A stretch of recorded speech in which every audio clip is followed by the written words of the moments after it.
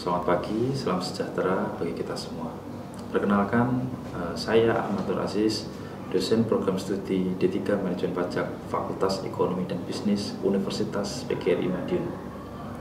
Saya selaku dosen Universitas PGRI Madiun berkewajiban untuk melaksanakan tridharma perguruan tinggi, yaitu pertama pendidikan dan pengajaran, yang kedua penelitian, dan yang ketiga yang terakhir adalah pengabdian kepada masyarakat.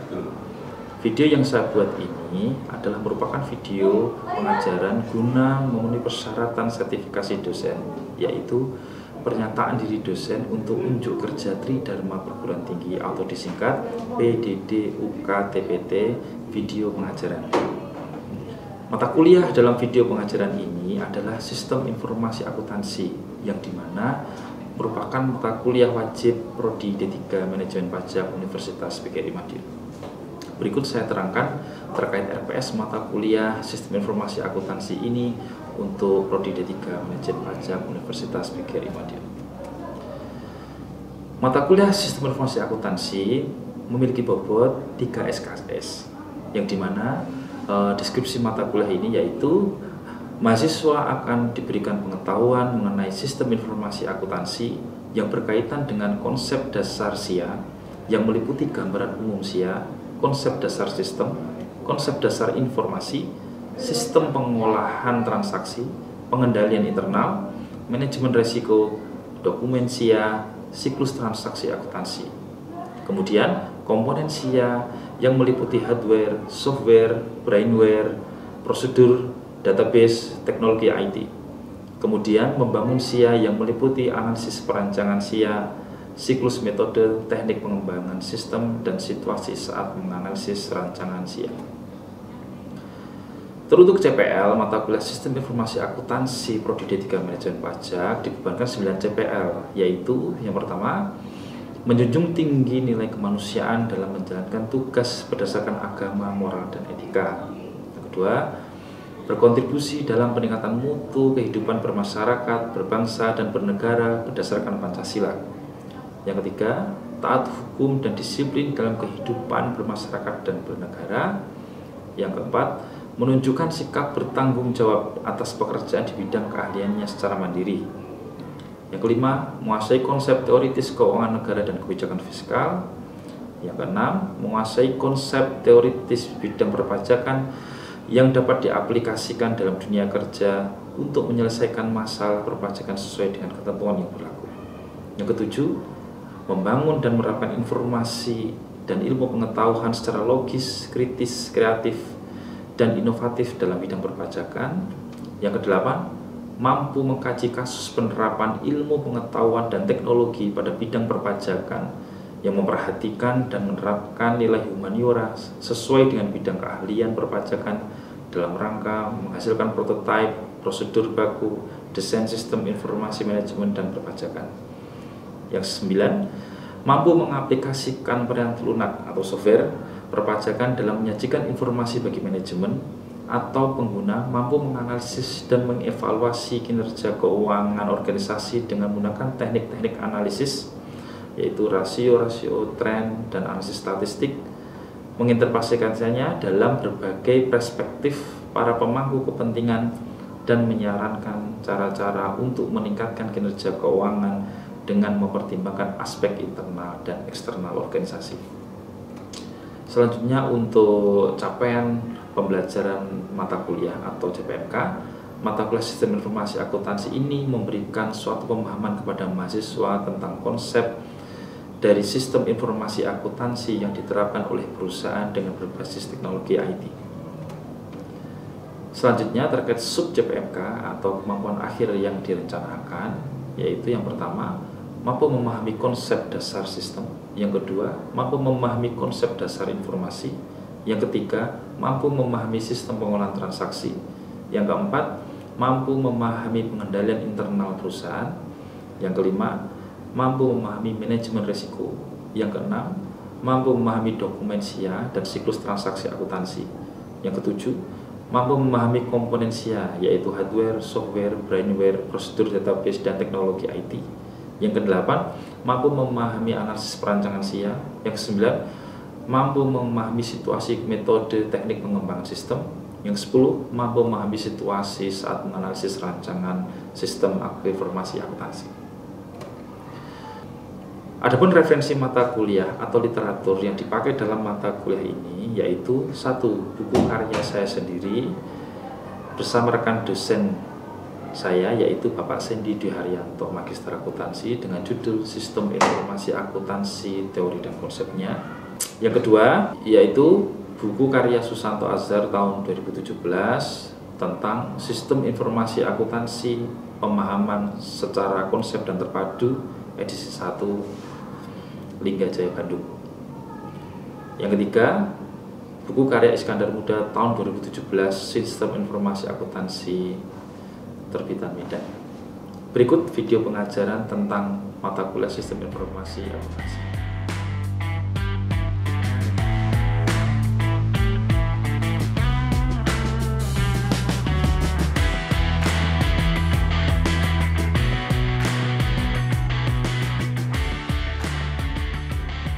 Bismillahirrahmanirrahim. Assalamualaikum warahmatullahi wabarakatuh. Oke, selamat pagi anak-anak mahasiswa. Prodi pagi ya. Masih sehat semuanya? Alhamdulillah. Semangat ya. Oke, hari ini kita melanjutkan mata kuliah minggu kemarin yaitu tentang sistem informasi akuntansi ya. Yang dimana pada hari ini kita akan membahas mengenai gambaran umum tentang sistem informasi akuntansi, yaitu apa? Terkait memahami peran krusial SIA dalam organisasi modern. Kemarin sudah kita jelaskan ya, saya jelaskan bahwa mengenai kontrak kuliah, buku yang dipakai apa, dan juga mungkin capaian pembelajaran mata kuliah yang diinginkan seperti apa. Nah, ini materi pertama di dalam SIA. Sebelum merujuk ke materi, saya akan menjelaskan mengenai tujuan pembelajaran pada hari ini ya, yang dimana mahasiswa mampu memahami gambaran umum sistem informasi akuntansi dan indikator pembelajarannya yaitu pertama, mahasiswa dapat mengetahui akuntansi sebagai sistem dan perkembangannya. Kedua, mahasiswa dapat mengetahui dan menjelaskan perkembangan SIA. Yang ketiga, mahasiswa dapat mengetahui SIA dan pentingnya SIA bagi perusahaan. Yang keempat, mahasiswa dapat mengetahui hubungan SIA dan sistem informasi manajemen juga tentang sistem pengendalian internal perusahaan. Dan yang kelima, mahasiswa dapat mengetahui ERP, e-business, dan e-commerce. Oke, lah ini untuk mengingat-ingat terkait ketiga gambar ini. Ada yang paham apa ini ketiga gambar ini? Ya, Mas Iko? Itu gambar pertama, gambar apa itu Mas Iko? Iya, belanja es krim Pak. Ya, belanja krim, permen atau es krim itu ya. Ya, dan yang kedua itu ada apa itu? Ilustrasinya ya, jual beli online. Jual beli online itu Pak. Yang ketiga ini apa? Nota. Ya. Oke, bill. Jadi maksudnya sistem informasi akuntansi ya, yang dimana pertama kali itu sebenarnya kita ini setiap hari itu sudah bahkan mulai dari kecil ya. Kita sering berinteraksi ya dengan kegiatan-kegiatan yang sifatnya akuntansi atau jual beli dan sebagainya. Masa kecil kita kan sering minta uang ke orang tua untuk beli jajan dan lain sebagainya. Dan juga mungkin masa dewasa ini kita sekarang tren ya eranya jual beli online. Yang dimana semuanya itu pasti akan memunculkan apa? Bukti pembelian atau bukti transaksi ya. Yang dimana ini adalah nota. Bukti transaksi ini yang dimana nanti itu akan menjadi sumber utama data ya, yang dimana nanti akan diproses dan dilaporkan ke dalam laporan keuangan. Oke, saya akan jelaskan secara ini perkembangannya ya terkait akuntansi ya, yang dimana dibedakan menjadi 3 tahap ya. Yang pertama akuntansi masa tradisional, yang kedua pada saat komputerisasi awal, dan yang ketiga adalah di era sekarang ya, era digital. Di sini akuntansi secara tradisional itu ditemukan pada zaman abad pertengahan ya. Mungkin ini akuntansi berawal dari kebutuhan sederhana untuk mencatat transaksi atas kepemilikan. Ya, kepemilikan apa? Ya mungkin kepemilikan lahan atau kepemilikan aset-aset bahan hasil-hasil dari pertanian. Itu Sistem pembukuan berpasangan pada abad ke-15, ini Luca Pacioli pada tahun 1494. Sistem ini di mana setiap transaksi dicatat dalam 2 akun yang berbeda, yaitu debit dan kredit. Yaitulah awal mula di mana transaksi ada debit dan kredit tahun 1494. Terus selanjutnya dalam komputerisasi awal yang di mana munculnya personal komputer ya tahun 1980-an hingga 1990, yaitu era PC membawa perubahan ya. Jadi era-era komputer PC itu ya, yang kotak itu sampingnya komputer itu. Dengan perangkat lunak akuntansi misal contoh seperti QuickBooks dan sederhana mungkin yaitu Microsoft Excel yang sampai sekarang kita pakai ya. Terus jadi apa? Di dalam menggunakan software itu kita lebih mudah ya kan, lebih istilahnya lebih detail dan juga lebih enak untuk istilahnya melakukan pencatatan dan penyimpanan database-nya. Terus era terakhir ya, era digital yang kita alami saat ini, yaitu dimulai pada saat revolusi industri 4.0 dan seterusnya. Sekarang kan kita sudah menuju ke 5.0 ya, era digitalisasi. Yang dimana ciri-cirinya itu ada 6. Yang pertama, otomatisasi dan integrasi, terus cloud computing, terus kecerdasan buatan atau AI, dan pembelajaran mesin ya atau ML, data analisis itu, blockchain, big data dan analika, dan peran akuntan bergeser. Jadi tidak hanya sekedar sebagai apa namanya pencatat tok ya, tapi juga sebagai apa konsultan strategis, analisis data, ilmuwan, dan penasihat bisnis. Oke, sampai sini akan saya lanjutkan. Nah, akuntansi dan sistem informasi akuntansi. Jadi akuntansi di sini adalah bahasa bisnis ya. Jadi setiap organisasi itu menggunakannya sebagai bahasa komunikasi saat berbisnis ya, seperti saat terjadi pertukaran barang ya kan. Dengan sejumlah uang dalam akuntansi dapat diistilahkan sebagai menjual atau membeli. Contohnya apa bahasa bisnis dalam akuntansi yang sering kita temui? Contoh mungkin harga pokok penjualan, ya kan? Biaya, ya kan? Terus ada lagi apa? Mungkin laporan keuangan, ya kan? Nota, ya debit, kredit, rugi, laba. Nah, itu istilah-istilah bahasa akuntansi, ya kan? Yang setiap hari itu apa yang kita temui ya, apalagi seorang perusahaan ya, yang dimana itu istilahnya jadi akuntansi ini sebagai bahasa bisnis gitu. Nah, jadi maka masyarakat itu menganggap bahwa menerapkan akuntansi dalam suatu organisasi perusahaan itu hukumnya wajib, gitu ya. Oke, sekarang SIA atau Sistem Informasi Akuntansi, yang dimana akuntansi itu pada dasarnya adalah merupakan suatu sistem informasi, ya, suatu sistem informasi, sistem ya, sistem itu suatu rangkaian ya, informasi yang membedakan akuntansi sebagai suatu sistem informasi dengan sistem informasi perusahaan lainnya adalah apa? Yaitu sistem informasi akuntansi atau disebut dengan sistem informasi akuntansi yang mana hanya terkait dengan fungsi akuntansi dalam mengolah data mengenai kegiatan organisasi perusahaan yang memiliki nilai ekonomis. Berarti yang di kegiatannya di sistem informasi akuntansi itu hanya suatu kegiatan bisnis yang dimana memiliki nilai ekonomis, yaitu nilai uangnya itu loh, ya. Ya terkait dengan catatan-catatan akuntansi juga hubungannya. Tidak dengan sistem lainnya. Apakah ada sistem lainnya? Oh ada. Misal sistem informasi manajemen ya, atau sistem penggajian, sistem SDM misalnya, ya, atau sistem apa pemasaran, atau operasional riset sistem produksi. Jadi ada berbagai macam hal. Gitu ya. Oke. Dari sini mungkin ada yang tanyakan, teman-teman? Enggak ada? Lanjut ya. Sekarang kita lebih mengerucut lagi ya terkait definisi suatu sistem. Oke, di sini ada gambar ya, itu input, proses, sama output, ya kan? Oke, saya jelaskan dulu. Sistem di sini adalah sekumpulan elemen yang saling berhubungan dan bekerja sama untuk mencapai suatu tujuan tertentu, yang dimana elemen-elemen ini bisa berupa apa saja ya, berupa apa saja. Mulai dari manusia mungkin, perangkat lunak, data, prosedur, hingga suatu kebijakan. Jadi keterkaitan antara elemen itu yang membuat sistem bisa berfungsi secara utuh bukan sekedar kumpulan bagian-bagian terpisah. Nah, di sini SIA dan pentingnya SIA bagi perusahaan. Komponen SIA yang pertama adalah manusia. Manusia itu sebagai apa? Pelaku ya, sebagai pelaku ya. Di mana manusia di sini itu yang akan melakukan operasional dari sistem itu sendiri ya. Mulai dari adanya suatu jadian transaksi ya kan, jual beli itu kan manusia dulu. Bahkan yang menginputkan data ke satu sistem itu adalah manusia. Itu komponen SIA satu.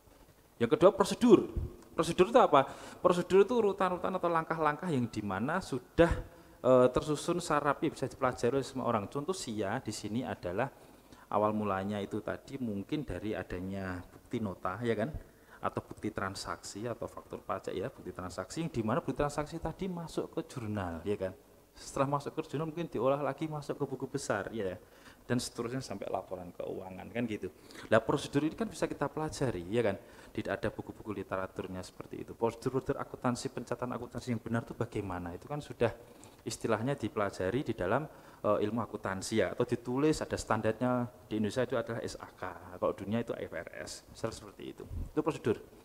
Yang ketiga data, otomatis ya, data itu adalah data yang akan kita proses itu tadi. Nah, data itu ya bersumber dari bukti transaksi itu tadi ya, itu namanya data, entah itu berupa software maupun bukti secara hardware ya, bukti istilahnya kertas itu loh, printing maksud saya.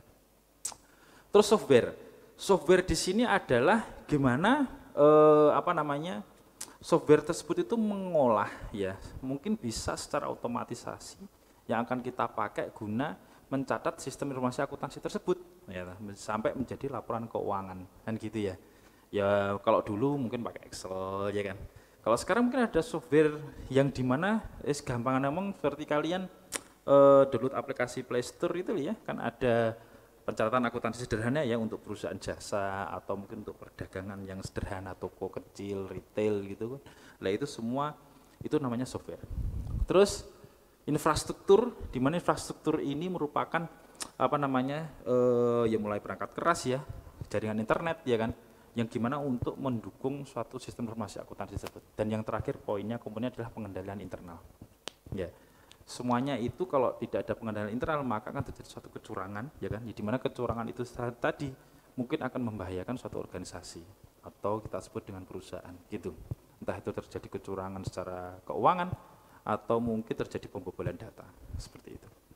Oke. Jadi itu adalah keenam komponen dari SIA. Terus selanjutnya adalah pentingnya SIA bagi perusahaan ya. Yang pertama itu mendukung keputusan, pendukung pengambilan keputusan bisnis. Kok bisa Pak? Ya bisa. Karena apa? Keputusan bisnis itu diambil dari hasil pencatatan akuntansi yang kita sebut laporan keuangan ya. Laporan keuangan tahunan itu akan dijadikan dasar pengambilan keputusan bisnis di tahun selanjutnya. Entah itu dalam proses penganggaran atau kebijakan-kebijakan bisnis ya terkait pengembangan bisnis suatu perusahaan. Gitu.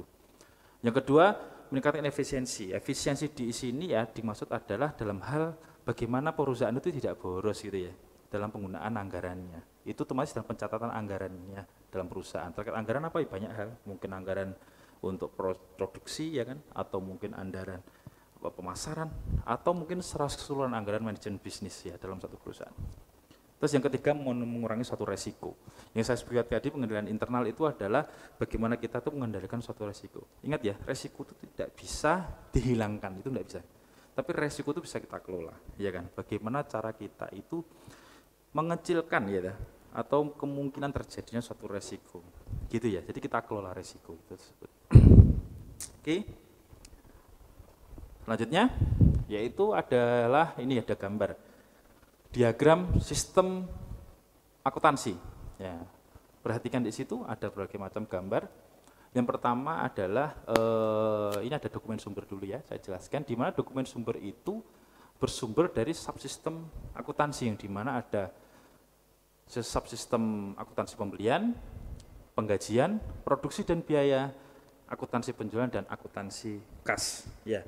Kemudian itu adalah dokumen sumber yang dimana ada bukti-bukti atau transaksinya, ya entah itu baik nota ya kan, atau faktur atau dan lain sebagainya di situ. Terus kemudian dicatat ya di dalam jurnal ya, kita sebut misal jurnal umum gitu ya. yang dimana kita pisahkan ya antara debit sama kredit di situ. Terus kemudian kita klasifikasikan lagi ke dalam buku besar, ya kan? Nah setelah itu barulah buku besarnya ada sub buku besar, misalnya untuk pencegahan kontrol. Masih ingat ya waktu pelajaran pengantar akuntansi itu ya, ada kas sendiri ya kan, ya, terus ada utang sendiri, privilege sendiri dan lain sebagainya itu ya, itu adalah sub buku besar kecil-kecil. Terus kemudian diringkas dalam suatu kertas kerja atau worksheet ya. Terus selanjutnya akan diproses lagi ya, mungkin menjadi jurnal penyesuaian ya kan, ada lacur ya, sampai akhir ya laporan laba rugi, laporan perubahan modal dan lain sebagainya, maka terakhir adalah outputnya laporan keuangan gitu. Oke, sampai sini bisa dipahami? Oke, lanjut ya teman-teman. Oke, sekarang hubungan sistem informasi akuntansi yang kita sebut SIA, SIM, sistem informasi manajemen dan pengendalian suatu internal. Oke, di sini ada satu gambar segitiga ya, yang dimana itu adalah tingkat manajemen.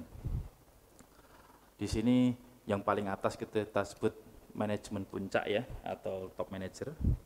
Yang tengah adalah tingkat manajemen tengah atau kita sebut dengan middle management. Dan yang paling bawah adalah low management, ya kan?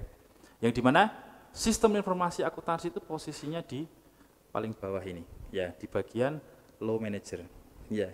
Yang di sini adalah gambar ini adalah gambar subsistem informasi pengolahan suatu transaksi ini. Ini contohnya paling bawah itu mungkin ada sistem penasaran ya, SDM untuk penggajian ya, atau dan lain sebagainya. Nah, sistem akuntansi di bawah manajemen keuangan, gitu. Ya, bagian pencatatan akuntansi.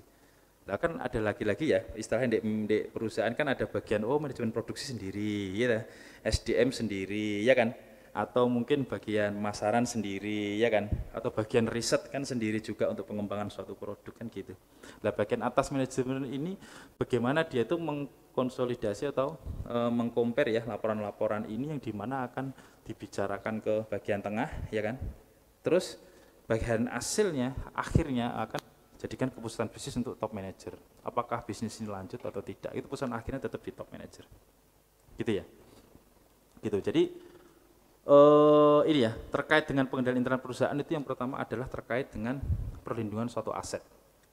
Gunanya itu antara SIA dan sistem pengendalian internal perusahaan itu perlindungan aset.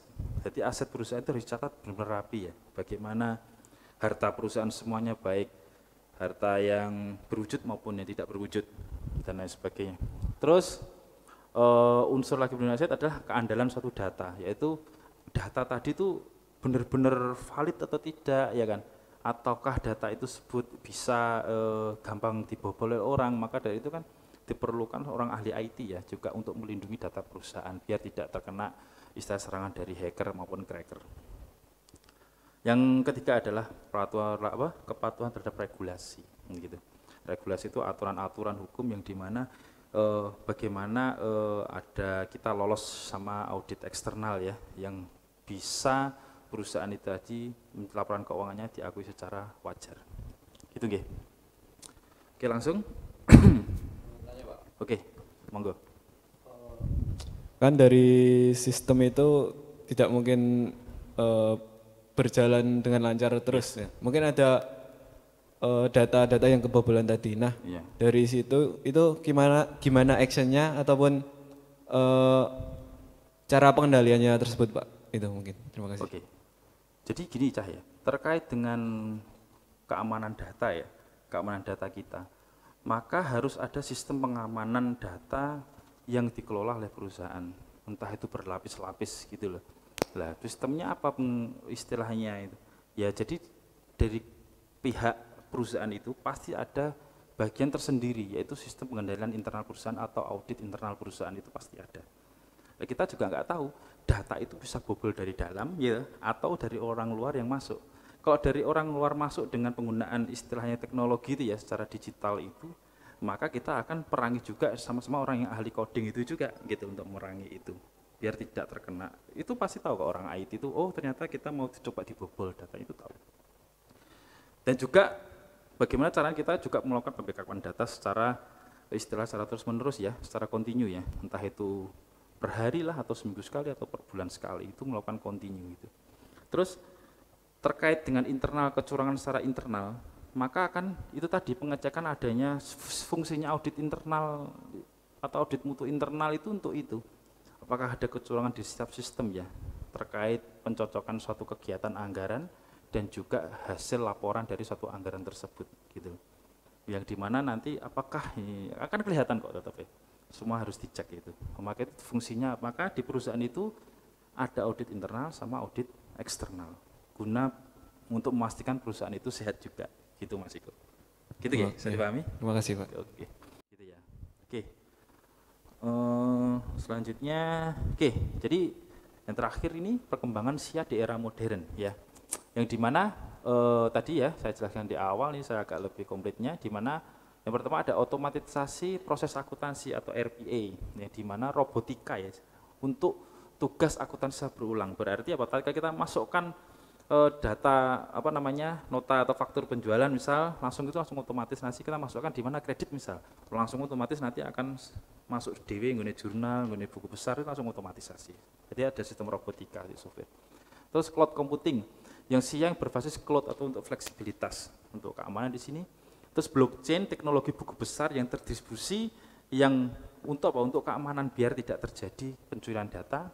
Terus big data analisis ini yang dimana analisis data besar untuk wawasan keuangan, maksudnya big data ini kita memanfaatkan data yang sifatnya digital, big data guna apa? Untuk mengetahui proses istilahnya untuk melakukan apa? Analisis bisnis misal bagaimana pemasaran ini yang tepat di bagaimana, terus atau mungkin untuk pengembangan riset terkait produk perusahaan, gitu ya.